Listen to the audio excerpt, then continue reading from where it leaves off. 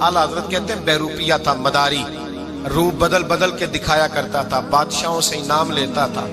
एक दिन औरंगजेब आलमगीर के पास आ गया, कहने लगा मैं रूप बदलूंगा, अगर आप पहचान ना सके तो मैं इनाम लूंगा। आपने फरमाया मैं कोई ऐसे वैसा बादशाह नहीं, कहा मुझे धोखा देना मुश्किल है, कहा नहीं मैं रूप बदलूंगा। हजरत औरंगजेब आलमगीर बड़े नेक बादशाह गुजरे, बड़े परहेजगार आदमी। वो बेरूपिया कहने लगा मैं रूप बदलूंगा, आप नहीं पहचान सकेंगे। फरमाया चल जितना तेरे अंदर जोर है लगा ले।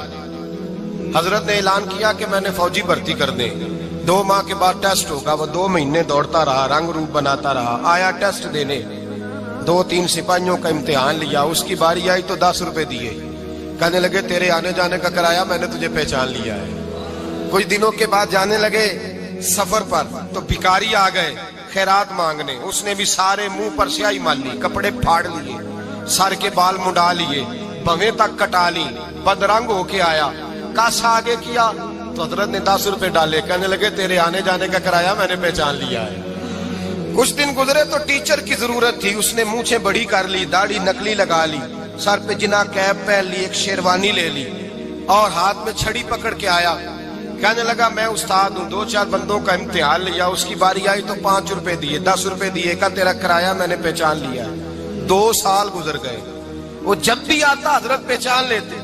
एक दिन सफर पे जा रहे थे, बहुत बड़ा लश्कर था, जिहाद करने जा रहे थे औरंगजेब आलमगीर। तो देखा एक पहाड़ी है, पहाड़ी पे लोग जा भी रहे हैं आ भी रहे। औरंगजेब आलमगीर पूछने लगे यहाँ क्या है? कहने लगे एक बाबा जी बैठे हैं, दुआ करते हैं, अल्लाह के नेक बंदे हैं। औरंगजेब कहने लगे यार पुराने लोग सारे ही अल्लाह वालों को मानते, ये भी मुसीबत आई है जितनी नहीं आई है, सारे लोग ही मानते। कहने लगे जरा मैं दुआ ना करा लूं, अच्छे काम जा रहा हूं। औरंगजेब बादशाह थे, बादशाह लोग नाजुक मिजाज होते हैं, घोड़े से उतरे, बड़ी मुश्किल से पहाड़ी पे चढ़े, ऊपर गए तो लाइन लगी है, बाबा जी गार में बैठे। कहने लगे मैंने मिलना, मैं औरंगजेब हूँ। उन्होंने कहा हमारा बाबा उस तरह का पीर नहीं कि अमीर आए तो रंग और हो, गरीब आए तो और हो, यहाँ अगर मिलना है तो लाइन में लग जाओ, सब एक जैसे। अब लाइन में खड़े हो गए, 50 आदमी आगे थे, कहते हैं 51वां नंबर था। थक गया धूप में खड़ा खड़ा, जब मैं पहुंचा गार के दाने तो मैंने बाबा जी के चेहरे पे नजर डाली तो बड़ा नूरानी चेहरा, बड़ी खूबसूरत लबो लहजा। मैंने कहा मेरे जैसा आदमी भी पगड़ी बांध ले जो अच्छा लगने लग जाता है, बड़ा खूबसूरत अंदाज। कहते हैं मैं उनके पास अत्ताहियात की हालत में बैठ गया। मैंने कहा हुजूर मैं जा रहा हूँ जिहाद करने, दुआ करना। बुजुर्गों ने हाथ उठाए, अल्लाह इसकी मदद फरमा, दीन को गलबा अता फरमा, इससे दीन का सच्चा पक्का सिपाही बना। फिर थपकी दी, 2-4 नसीहतें भी कर डाली, देखना जुल्म न करना, ज्यादती न करना, जब तू जीत कर न करना, गुरूर न करना, नसीहतें भी कर दी। कहते अब जब मैं उठा तो 2-4 दिनार बतौर नजराना मुसल्ले के नीचे रखे, और उल्टे कदम जब मैं गार से उतरा उन्होंने रुमाल झाड़ा और उठ के खड़े हो गए। कहने लगे आज नहीं तूने पहचाना, आज नहीं तूने पहचाना, मेरा इनाम बनता है, आज नहीं पहचाना, ला पैसे। औरंगजेब कहने लगा यार तूने हद कर दी, कहां चढ़ा कहां खड़ा रहा, धूप में थक गया, कमाल कर दी भाई तूने, बता तू क्या लेगा, अब तो देख जल्दी बता, कितने लोग पीछे धूप में खड़े हैं, लश्कर सारा खड़ा है, क्या लेगा?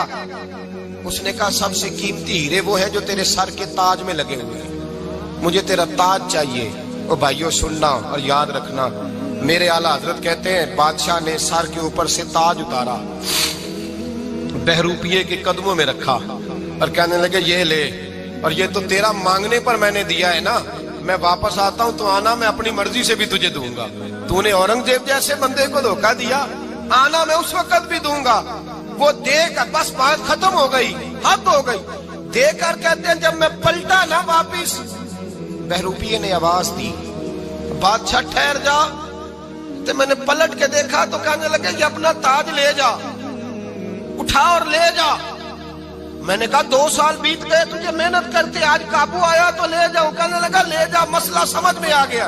मैंने कहा मुझे भी तो समझाना। कहते वो फूट फूट के रोया, उसकी आंखें बरस पड़ी, सैलाब की तरह आंसू बह निकले, तड़पा और रो के कहने लगा बादशाह मैंने झूठ मूठ रसूलुल्लाह की गुलामी इख्तियार की थी, झूठ मूठ की दाढ़ी, झूठ मूठ की पगड़ी, झूठ मूठ का फकर, मैंने झूठ मूठ नबी पाक का लिबास पहना है, तो तेरे जैसे बादशाहों के ताज मेरे कदमों में आ गए हैं। اگر میں سچ مچ رسول اللہ کا غلام بنوں گا تو اللہ کیا کچھ عطا فرمائے گا، اللہ کتنی نعمتوں سے نوازے۔ میرے اعلیٰ حضرت کیا فرماتے ہیں؟ اعلیٰ حضرت فرماتے ہیں فرشتے بھی کرتے ہیں تعظیم میری۔ کون جی؟ اللہ۔ ایسا عقیدہ بھی کم ملے گا جو بریلی کے امام کا عقیدہ ہے، ایسا بھی کم۔ کہتے ہیں فرشتے بھی کرتے ہیں تعظیم میری۔ کیوں؟ فرمانے لگے فدا ہو کے ان پر یہ عزت ملی ہے، فدا ہو کے ان پر یہ۔ حضرت سلمان فارسی گورنر تھے، کھانا کھا رہے تھے، دسترخوان بچھا تھا، رسول پاک صلی اللہ علیہ وسلم کا فرمان ہے روٹی کا لقمہ دسترخوان پہ گرے اٹھا کے کھا لو، اللہ تمہاری بخشش فرما دے گا۔ دسترخوان صاف ہوتا ہے، روٹی، بڑے گورنر تھے آپ، بڑے بڑے سفیر بیٹھے تھے، وزیر بیٹھے تھے، روٹی کا لقمہ گر گیا۔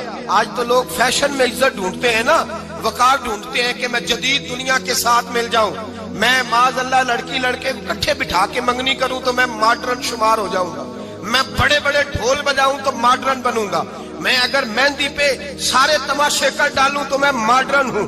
دیکھو عزت کس بات میں۔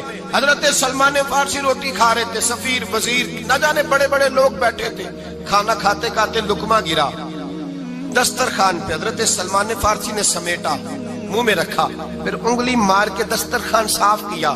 ایک صحابی کان میں کہنے لگے سلمان کیا کر رہے ہو؟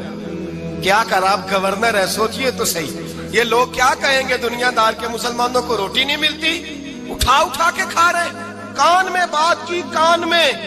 حضرت سلمان فارسی کان میں جواب دے سکتے تھے، کہہ سکتے تھے نہیں ایسے ہی کرنا ہے، انہوں نے کان میں بات کی، لیکن جناب سلمان فارسی اعلیٰ الاعلان بولے، کہنے لگے ان 4 5 6 دنیا داروں کے لیے میں اپنے نبی کا طریقہ چھوڑ دوں، اپنے رسول کی سنت چھوڑ دوں؟ یہ 4 5 دنیا دار دنیا کی طرف دیکھ کے میں مصطفیٰ سے منہ موڑ لوں؟ پھر جوش جذبات میں سر سے پگڑی اتار دی، رونے لگے۔ آپ فرمانے لگے میں مدینے کے بازاروں میں کھجوریں اتارتا تھا، نوکریاں کرتا تھا، یہ جو میرے سر پر عزت کے بال ہیں یہ محمد عربی کے اگائے ہوئے ہیں، رسول اللہ کے اگائے ہوئے ہیں۔ اور بھائیو حد ہو گئی۔ حضرت بلال رضی اللہ تعالیٰ، حضرت بلال آئے جناب عمر سے ملنے، کیسر و کسرا بھی آئے تو عمر خاطر میں نہ لائے، پر بلال حبشی دروازے پہ داخل ہوئے تو فاروق اعظم نے کرسی چھوڑ دی، ہاتھ باندھ کے کونے میں کھڑے ہو گئے۔ کالا رنگ ہے، نام بھی لکھنا نہیں جانتے، زمانے میں تعارف کوئی نہیں۔ حضرت عمر نے ہاتھ باندھا ہے، لوگ کہنے لگے عمر تو کیسے ہو، کسرا سے نہیں ڈرتا، یہ کون آ رہا ہے جس کے لیے تیرا اتنا استقبال ہے؟ حضرت عمر کہنے لگے چپ کر جاؤ، اس کی بات نہ کرنا، اسے آنے دو، اسے آنے دو، اس کی بات نہ چھیڑنا۔ حضرت سیدنا بلال آئے، کہنے لگے امیر المومنین کیا کر رہے ہو؟ فرمایا نہیں چپ کر یار، بازو پکڑا، اپنی کرسی پہ بٹھایا۔ حضرت بلال کہنے لگے حضور میں غلام ہوں، مجھے تو طریقے بھی نہیں آتے ان کرسیوں پہ بیٹھنے کے، میں تو غریب ماں کا بیٹا، غلام باپ کی اولاد، سلیقہ، یہ آپ کیا کر رہے ہیں؟ تو حضرت عمر کہنے لگے بلال تھا تو غلام ہی، پر جب سے مصطفیٰ کا غلام بنا ہے تو ہمارا امام بن گیا ہے، اب تو امام ہے رسول اللہ کی امت کا۔ فرمایا وہ مجھے دن یاد ہے جب مکہ فتح ہوا تھا، بت ٹوٹ گئے تھے، بڑے بڑے سردار تھے، اور میرے نبی نے فرمایا بلال سے کہو کعبے کی چھت پہ چڑھ کے اذان دے، تو لوگوں نے کہا حضور یہ سارے جل گئے ہیں، کسی اور کی ڈیوٹی لگا دیں۔ حضور نے فرمایا چپ کرو، بدر میں مار کھا کے اذان پڑے تو بلال، احد میں پتھر برسے اذان پڑے تو بلال، تپتے صحراؤں میں پڑے تو بلال، ہر جگہ مار کھائے تو بلال، اور آج اگر اللہ نے عزت دی ہے تو میں لوگوں کو دیکھ کے بلال کو عزت نہ دوں؟ میں بتانا چاہتا ہوں کہ رسول اللہ کی غلامی میں عزت ہے۔ فرمایا کوئی اوپر نہیں چڑھے گا، ابو بکر بھی نیچے، عمر بھی نیچے، عثمان و علی، طلحہ اور زبیر بھی نیچے۔ آج یہ حبشی غلام کعبے کی چھت پہ چڑھے گا اور میں دنیا کو بتاؤں گا کہ اصل عزت اسی کے پاس ہوتی ہے جو رسول اللہ کا غلام ہوا کرتا ہے۔ حضرت بشر حافی رحمت اللہ علیہ سے سارا زمانہ پیار کرتا تھا۔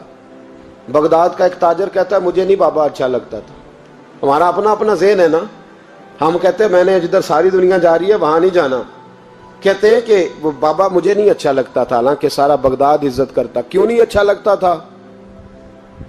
کہتے ہیں اس لیے کہ بابا نہ صرف فرض مسجد میں پڑھتا تھا، باقی نماز گھر جا کے، تو میں کہتا تھا اتنا ولی ہے تو باقی بھی مسجد میں پڑھے. کہتے ایک دن میں نے کہا جسوسی کرنی ہے اس کی, جو کہ اسلام میں منع ہے.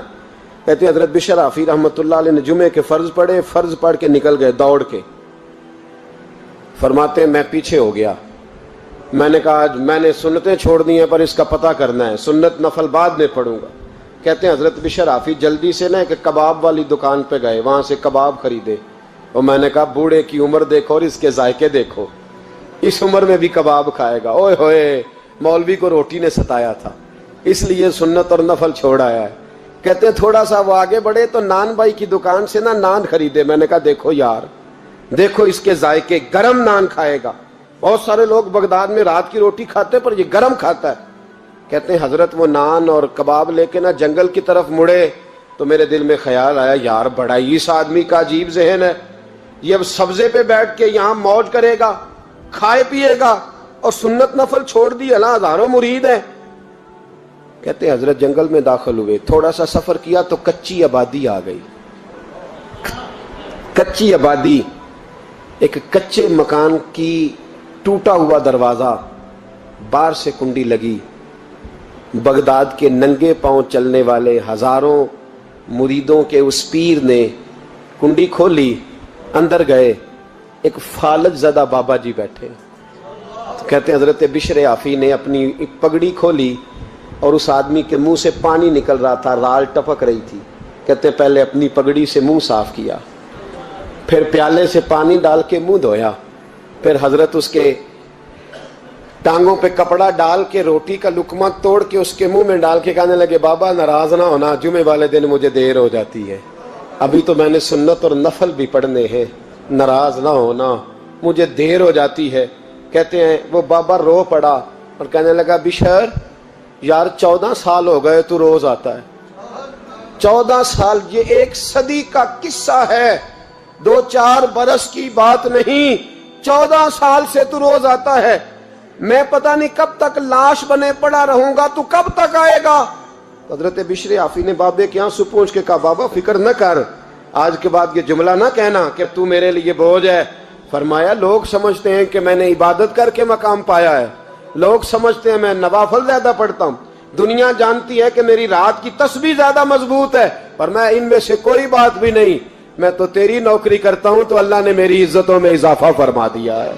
سوچ ہی صاف نہیں, نظریہ ہی ٹھیک نہیں, فکر ہی ٹھیک نہیں. اسلام نظریے کا مذہب ہے, سوچ کا. مسند امام احمد بن حنبل کی حدیث سنی, حضرت انس بن مالک فرماتے ہیں جب انسان نے روزہ رکھا ہوتا ہے نا تو روح ویسے ہی پاک ہوتی ہے اس کی. میں نے یہ سوچا کہ کچھ باتیں ایسی کی جائیں جس سے تھوڑی سی سوچیں بھی تبدیل ہو, کچھ سوچوں کا وضو, سوچوں کا غسل, افکار و نظریات کی بھی بات ہو. ہم سمجھتے ہیں کہ شاید کثرت عبادت اصل ہے. اقبال کہتے ہیں یہ ذکر نیم شبی, یہ مراقبے, یہ سرور, تیری خودی کے اگر نگہباں نہیں تو پھر کچھ بھی نہیں. تیری خودی کے اگر, اور پھر عام چیز نہیں کہا یہ ذکر نیم شبی, سویرے شہری کا ذکر, یہ مراقبہ, یہ جو تو گھنٹوں اللہ کی یاد میں بیٹھا رہتا, یہ سرور. کہتے بے کیف عبادت نہیں, سرور والی. یہ ذکر نیم شبی, یہ مراقبے, یہ سرور, تیری خودی کے اگر نگہباں نہیں, اگر تیرے نظریے کو نہیں بدل سکے, تیری سوچ نہیں بدل سکے, تیرا ایمان مضبوط نہیں کر سکے, تیری خودی کے اگر نگہباں نہیں تو پھر کچھ بھی نہیں.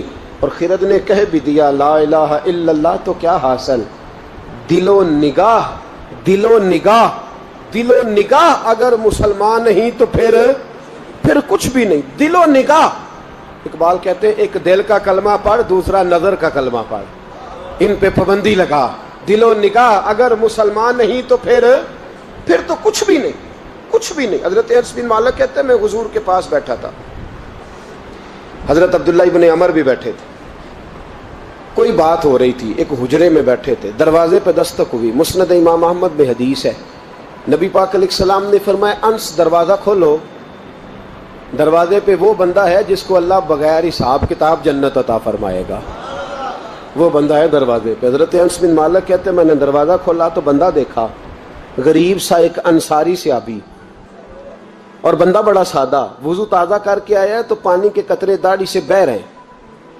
اور چمڑے کے جوتے اس نے لپیٹ کے نا تو بغل میں چھپائے ہوئے آ کے اتحیات کی حالت میں بیٹھا، حضور سے 2-4 باتیں کی، چلا گیا۔ ہم اس کا رنگ دیکھتے رہے اور مصطفیٰ کا کرم دیکھتے رہے۔ اس کو حضور نے جنتی کہا ہے۔ کہتے ہیں اگلے دن اسی ٹائم اسی وقت ہم حضور کے پاس بیٹھے تھے، پھر دروازے پہ دستک ہوئی۔ حضور نے فرمایا دروازہ کھولو، دروازے پہ وہ بندہ ہے جسے اللہ بغیر حساب کتاب جنت عطا فرمائے گا، بغیر حساب۔ کہتے ہیں دروازہ کھولا اور جیسے ہی میری نظر پڑی، بندہ بھی وہی ہے جو کل آیا تھا اور انداز بھی وہی ہے جو کل تھا، اسی طرح پانی کے قطرے، اسی طرح جوتے بغل میں۔ السلام علیکم، کل حضور فلاں بات کی تفصیل پوچھنی مجھ سے رہ گئی تھی، غلطی ہوگی، دوبارہ آیا ہو۔ اس نے اپنی گفتگو کی، چند جملوں میں بات سمیٹی، چلا گیا۔ فرماتے ہیں اتفاق کی بات کہ دن تیسرا، بندے بھی ہم دونوں، میں اور عبداللہ ابن عمر۔ حضرت انس بن مالک کہتے ہیں دونوں بیٹھے تھے، سیم ٹائم سیم ڈے۔ پھر دستک ہوئی، حضور نے فرمایا دروازہ کھولو، اور مسکرا کے فرمایا دروازے پہ وہ بندہ ہے جسے اللہ بغیر حساب کتاب جنت عطا فرمائے گا۔ کہتے ہیں کھل اٹھے ہمارے چہرے، باہر گئے، دستک ہوئی تھی، دروازہ کھولا۔ فرماتے ہیں مجھے یقین تھا وہی ہوگا جو 2 دن پہلے آیا تھا، اور میرے یقین کے مطابق ہی کام ہوا، وہی بندہ تھا جو کل بھی تھا، جو پرسوں بھی تھا، حالت اور کیفیت اور انداز بھی وہی تھا۔ پانی کے قطرے بہ رہے ہیں اور اس شخص نے جوتے بغل میں دبائے ہوئے خدمت میں حاضر ہوا، بیٹھ گیا، بات چیت کی، چلا گیا۔ حضرت انس بن مالک کہتے ہیں تھوڑی دیر ہوئی تو حضور بھی تشریف لے گئے۔ حضرت عبداللہ ابن عمر مجھے کہنے لگے یار ویسے کتنے اس کے نصیب ہیں، کتنے نصیب ہیں، کوئی آیا لے کے چلا گیا، کوئی آیا لے کے چلا گیا، کوئی عمر بھر بھی نہ پا سکا۔ میرے مولا تجھ سے گلہ نہیں، یہ تو اپنا اپنا نصیب ہے، یہ تو اپنا اپنا۔ اور نہ کسی کے حال پہ طنز کر، نہ کسی کے غم کا مذاق اڑا، وہ جسے چاہیں جیسے نواز دے۔